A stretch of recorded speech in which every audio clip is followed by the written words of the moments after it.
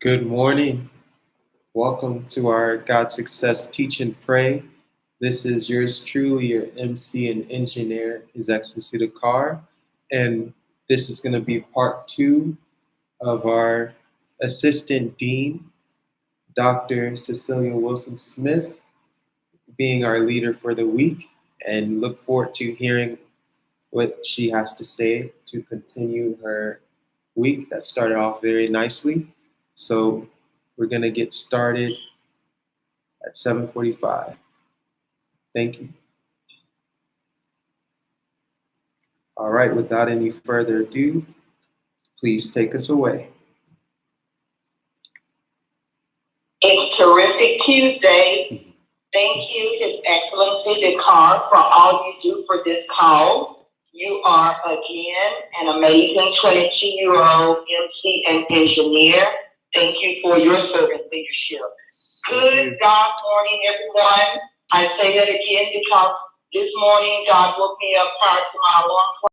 That's my reminder I was not awakened by an alarm clock. As he said, I am Assistant Dean Dr. Cecilia Wilson-Smith. This is the GODSUccess Teach and Pray conference call. We are here every Monday through Friday from 7:45 to 8:05 Eastern Standard Time. Please pray with me. Lord, as we continue praying for anyone in the path of Hurricane Dorian, please continue to enlarge our territory, Father, and remind us to be a servant leader and a Jesus follower. Lord, you are the great servant leader example we should endeavor to serve. Father, let the words of my mouth and the meditations of my heart be acceptable in your sight. You truly are my strength and my redeemer. I ask this prayer in your Son, Jesus' name. Amen. This week's theme is the servant leader. Whoever wants to be a leader among you, Jesus said, you must be their servant. The Greek original of this reads more literally. Let me say it like this. Whoever wants to be great among you must be your servant. The word translated here as servant is dakarmarketingtools. The word sometimes used to refer to a table waiter. A dakarmarketingtools cares for the needs of others rather than his or her own needs. It denotes a person who serves in some subservient and humble role. Today, our Bible verse features a call to be conformed for those God foreknew. He also predestined to be conformed to the image of his Son, that he might be the firstborn among many brothers and sisters. I read to you Romans 8:29. As a servant, God already knew, that's the foreknew, or has already known in advance, that's the predestined, that I would be conformed, that is to be similar or identical, also or to be in agreement or harmony to the image of his Son, that's Jesus. What am I saying to you? God already knew I would be a servant leader. He already knew when he chose me to be a servant leader for Strong Sisters of Strength Ministries Incorporated. He already knew I'd say yes to the call. He knew 26 years later, on this coming January, the 24th through the 25th, 2020, I host the biggest conference gathering of my life. Today, my featured servant leader is Harriet Tubman. She was an American abolitionist and political activist. Born into slavery, Tubman escaped and subsequently made some 13 missions to rescue approximately 70 enslaved people, including family and friends, using the network of anti-slavery activists and safe houses known as the Underground Railroad. Each day I think, who am I destined to be like? The answer is Jesus. So each day I am intentionally challenging myself to look and behave like Jesus. I intentionally endeavor to serve like Jesus. I am reminded that I have been conformed to the image of his Son, Jesus. John 13, 16, 17 says it like this. Most assuredly, I say to you, a servant is not greater than his master, nor is he who is sent greater than he who sent him. If you know these things, blessed are you if you do them. My question to you, listening audience, who are you trying to be like? Who is your role model? Who are you similar to? Can you think about it? Thank you for listening. Next co-host, please take it away. Thank you so much for such a topic today, servant leader. I see myself as a servant leader. I am willing to serve in any capacity that I need to, encourage anyone that I need to. This is what I've been called to do, and I take it very serious. Nothing is too great or small. If I can do something for someone, I will do it. I don't even think about it. As the Lord has made it in my heart, I am going to do it because I know God will give you more than you can get, and God will always give you what you need to help someone else along the way. So thank you so much again for sharing servant leadership. The greatest reward is to serve. As many people look at leadership as the ultimate pinnacle of their success, I believe that serving is the pinnacle of my success because that gives me the opportunity to reach as many people as I possibly can. It also gives me the responsibility to be an example. And who else shall I be an example of than of my Lord and Savior Jesus Christ? So like you, Dr. Cecilia, my focus, my mission, my point of living is to exemplify as best as possible those qualities and attributes of Jesus so that others can follow. And in doing so, I am being not only a servant, but I am being a leader. Thank you for this word, Dr. Ray. My example of servant leader was the great George Washington Carver, who was born in 1864 in Missouri. And his father died tragically, his mother survived, and he was sickly in his body and couldn't work outdoors, so he was taken inside the house where he learned how to cook it. So he loved music, and as you know, he went on to 1890 enrolled in college at Simpson College in Iowa, and he started a career in art, but he was vice to Iowa State in 1891, which is in Ames, Iowa. And 5 years later, he was first African-American student to graduate and also first faculty member. And the great Booker T. Washington here at Tuskegee invited him to come to Tuskegee. He couldn't pay him just room and board, and that was it. But he said that he wanted to come and teach our people, so he dropped everything and returned to the South, and he made a name for himself at Tuskegee. As we know, he turned out to be a man of hope and working exclusively with our people. He's a professor, a creative person. He's an artist, a geologist, poet, and a scholar. And Henry Ford called him the world's greatest scientist. His biggest thing was teaching farmers how to rotate their crops, sustainability, and conservation. And the great Thomas Edison offered George Washington Carver a salary of $100,000 a year, which he turned down because he wanted to work with his people. Of course, he known mostly for the work he did with peanuts in 1920s to 1930s.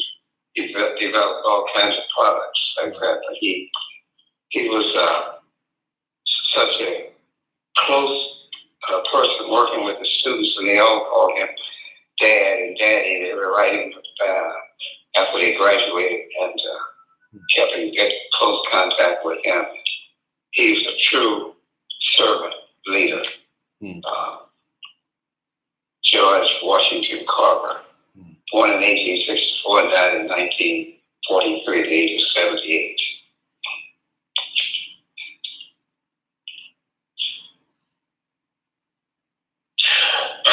John chapter 3, I will read from verse 1. Behold, what manner of love the Father had bestowed upon us, that we should be called the Son of God. Therefore the world knoweth us not, because it knew him not. Beloved, now are we the Son of God, and doth not yet appear what we shall be. But we know that when he shall appear, we shall be like him, for we shall see him as he is. Thank you, Dr. Cecilia, for the message. Where we must be an example in this world. We must be, because we are called to be conformed to the image of God. And this is the image of God, even our character. This is the image of God, even the mode of living, the mode of doing everything. If we will conform to the image of God, we must check ourselves, and everything we are doing must be according to what Jesus is doing. At Antioch, Christian was called Christian. They said they are Christ-like, their behaviors, their attitude, their mode of dressing, how they are going, how they are communicating. And the people now see it that these people, they are like that man that was crucified in Galilee. And they now call them they are Christ-like, which is Christian.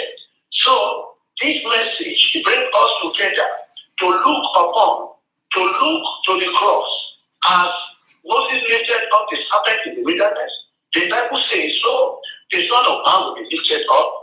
Anyone that look at him will be saved. This is a message to be seen. This is a message of renewal. God bless you and God bless us. Thank you.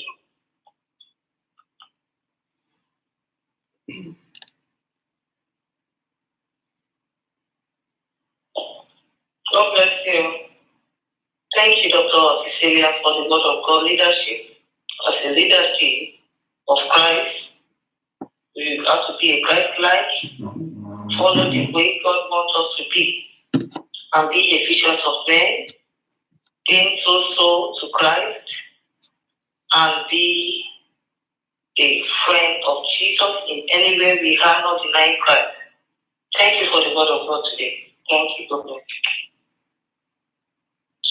Dr. Cecilia, you absolutely have to go right off the park this morning.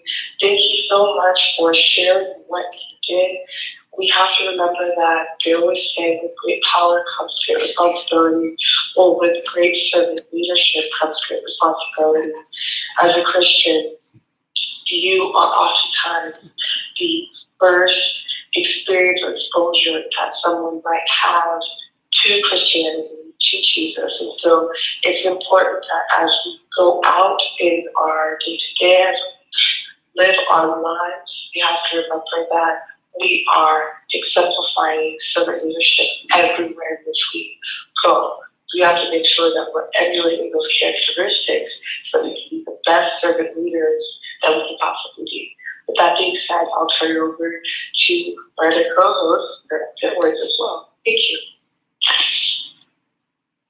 Good morning, Dr. Willis here. I want to say, Dr. Smith, great lesson this morning. Really wonderful message, and it rang well this morning with everyone. So I want to thank you for a well put together presentation. Thank you, co-hosts, for always making great comments.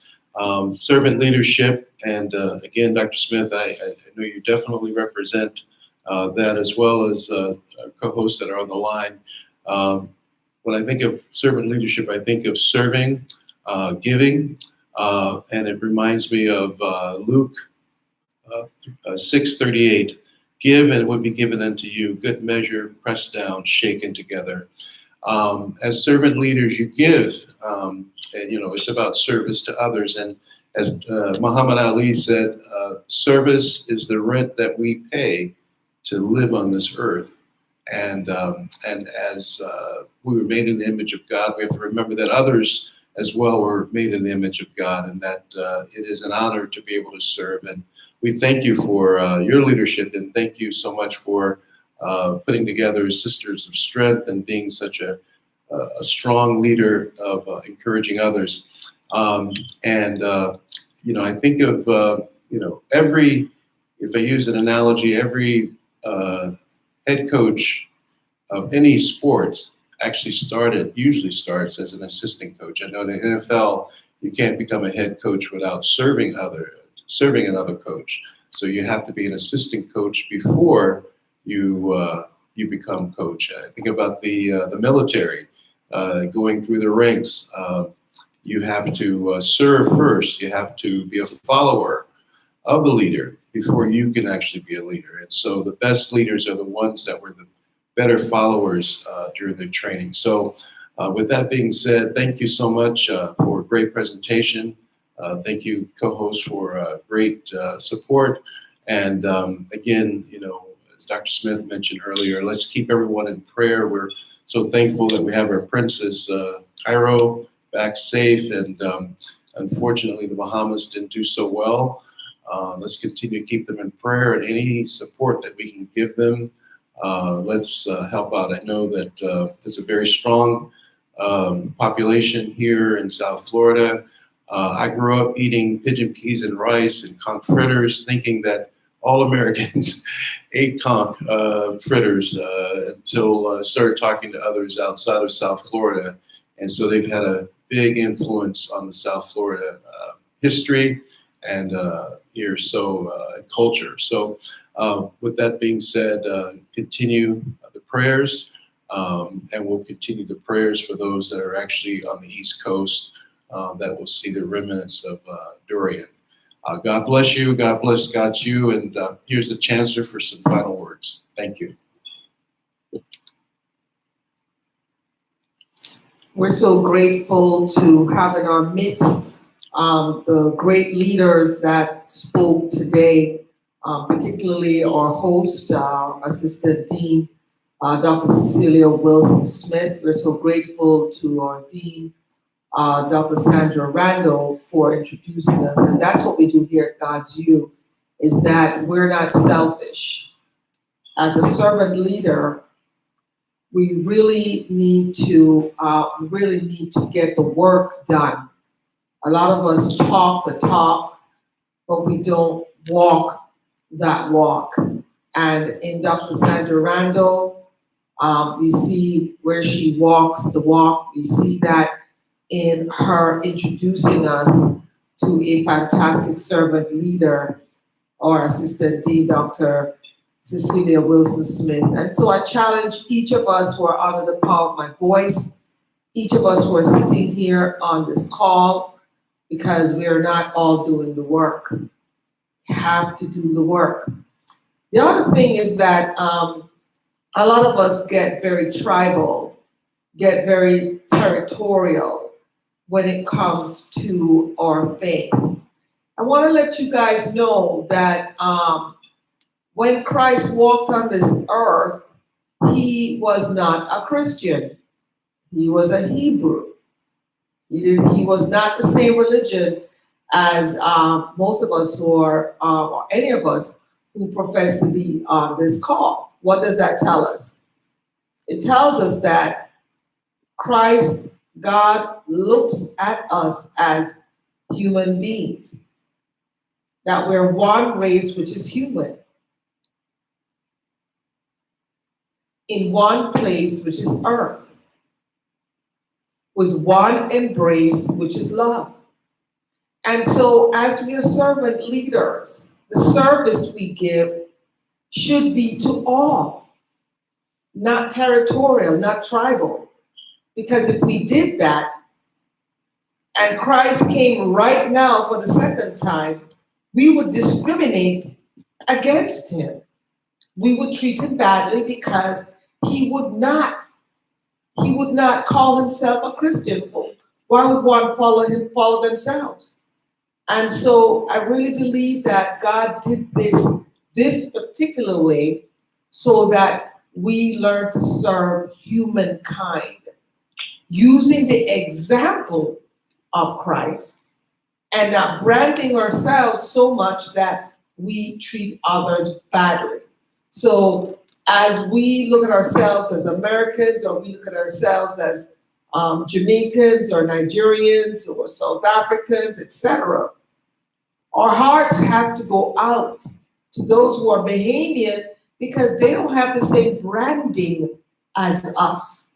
But we still need to give them service. We still need to be servant leaders. We still need to look beyond ourselves and look at people as humans first and foremost, before we look at them as anything else.